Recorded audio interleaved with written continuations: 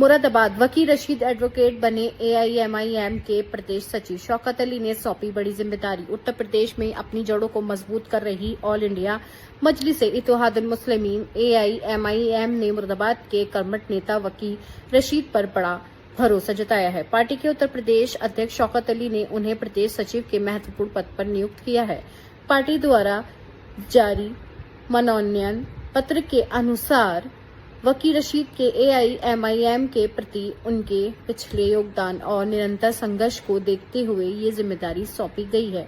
Party अलाकमान को उम्मीद है कि उनकी नियुक्ति से पूरी उत्तर प्रदेश में संगठन को नई मजबूती मिलेगी।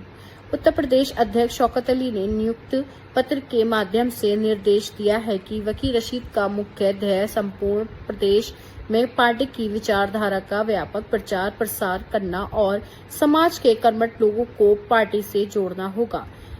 उन्हें राष्ट्रीय अध्यक्ष बैरिस्टर असदुद्दीन ओवैसी की नीतियों और सिद्धांतों को जन जन तक पहुंचाने की जिम्मेदारी दी गई है। वकील रशीद को प्रदेश सचिव बनाए जाने की खबर मिलते ही मुरादाबाद समेत प्रदेश के अन्य हिस्सों में उनके समर्थकों और पार्टी कार्यकर्ताओं में भारी उत्साह देखा जा रहा है। लोगों का मानना है कि उनके संगठनात्मक अनुभव का लाभ पार्टी को आगामी चुनाव और सामाजिक कार्यों में निश्चित रूप से मिलेगा। अपनी नियुक्ति पर अलाकमान का आभार व्यक्त करते हुए वकील रशीद ने कहा कि वे पार्टी के नेतृत्व और कार्यकर्ताओं के विश्वास पर खरा उतरेंगे और ओवैसी साहब के मिशन को गांव-गांव, शहर-शहर तक ले जाएंगे।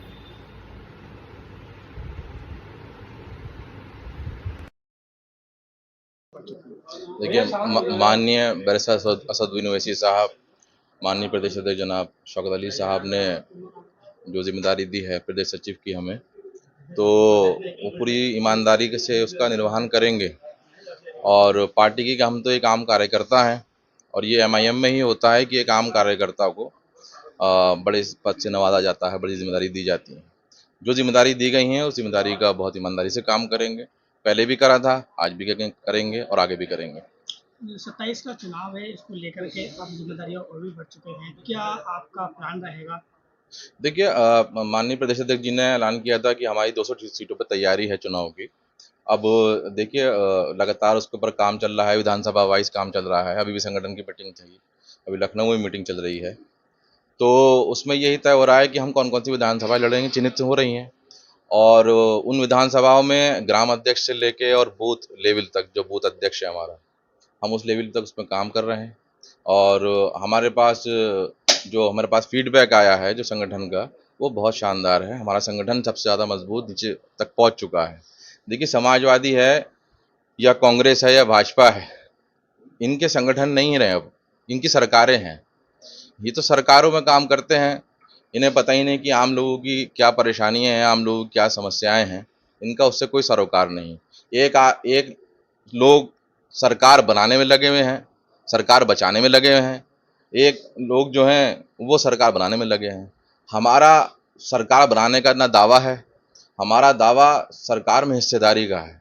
मुसलमानों की हिस्सेदारी जब तक सुनिश्चित नहीं होगी, चपरासी लेवल से लेकर और डीएम लेवल तक, तो तब तक ये लड़ाई जारी रहेगी। बंगाल चुनाव के बाद क्या जिम्मेदारी और बढ़ेगी, ये ज्यादा मेहनत करने की जरूरत है? नहीं, बंगाल चुनाव के बाद तो मुसलमानों की समझ में आ गई बात कि मुसलमान जो 70 साल से बीजेपी को हराने के नाम पर जो तथाकथित सेकुलर दलों को वोट कर रहे थे, तो उसमें जो मुसलमानों का बहुत बड़ा मेजोरिटी है वो अब वो ये कह रही है लगातार कि भाई हम आपको, समाजवादी को, ममता को, हम ये वोट इस वजह से कर रहे थे ताकि ये बीजेपी को रोक ले। तो वो तो रोकने में नाकाम रहे।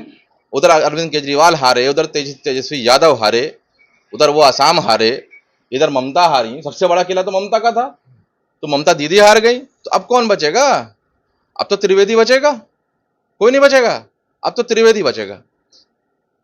मुरादाबाद में जुम्मे के दिन जो पीडीए पंचायत हुई समाजवादी पार्टी की, उसमें नसीमुद्दीन सिद्दीकी आया, उनसे पूछा 27 के चुनावों को लेकर एमआईएम के साथ आप गठबंधन करेंगे? साफ कहा मैं नहीं जानता कौन लोग हैं, पता करता हूँ। क्या कहेंगे आप? देखिए, अच्छी बात नहीं है।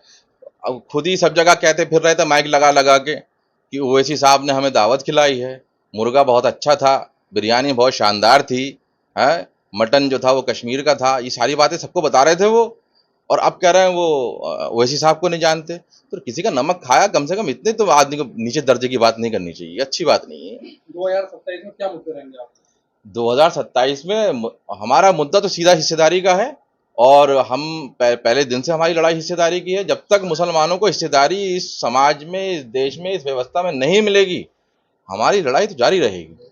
भाजपा के मंत्रिमंडल का विस्तार किया गया है, जिसमें मुरादाबाद के निवासी भूपेंद्र चौधरी जी को भी जिम्मेदारी दी गई है।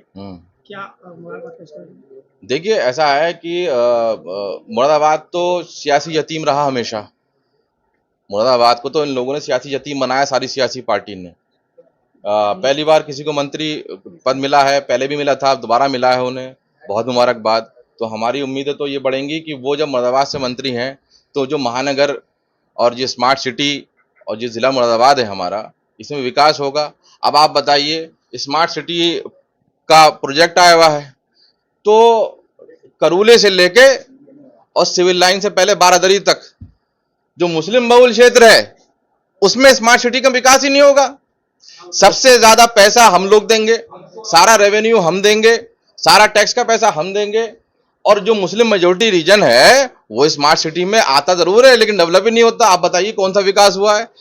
पैसा हमारा है, सारी कमाई हमारी है, खून पसीने की कमाई कारीगरों की है, मजदूरों की है, आर्टिजन्स की है, कारखानेदारों की है, एक्सपोर्टर्स की है, जो छोटे छोटे दुकानदार हैं उनकी है, जो छोटे छोटे कारोबार करने वाले एक्सपोर्टर्स हैं उनकी है।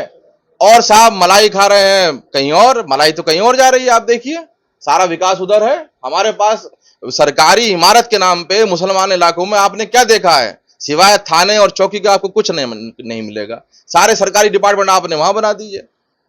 इनकम टैक्स डिपार्टमेंट भी वहीं पर ही है, सेल टैक्स डिपार्टमेंट भी वहीं पर ही है, सारे डिपार्टमेंट वहां पर है। इरिगेशन से लेके आप जो उठाएंगे सब वहां मिलेगा। हमारे यहाँ क्या है? थाना और चौकी और देसी शराब के अड्डे। यूपी 2027 के विधानसभा चुनाव को लेकर खासकर बात करें एमआईएम की, उत्तर प्रदेश खासकर मुरादाबाद मंडल में किस तरह की रणनीति है चुनाव को लेकर? देखिए, मुरादाबाद मंडल में हम सारी सीटों पे तैयारी कर रहे हैं चुनाव की, और खासकर जो मुरादाबाद जिले की बात है, तो उसमें हम तो 6 की 6 सीटों पर हमारी तैयारी है पूरी, और हम लड़ेंगे, पूरी मजबूती से लड़ेंगे। अब ये 2017 और 22 वाला चुनाव नहीं है ना, ये 2017 और 22 वाली एमआईएम है। हम तो राष्ट्रीय लेवल पे आप देखेंगे तो बिहार से लेके और गुजरात से लेके और महाराष्ट्र तक हमारी एक्सेप्टेबिलिटी बहुत तेजी से बढ़ी है। और अब ये यूपी के देखिए आप, यूपी में क्या होगा। इंशाल्लाह ताला यूपी में हमारी सीटें निकलेंगी, हमारा खाते खुलेंगे।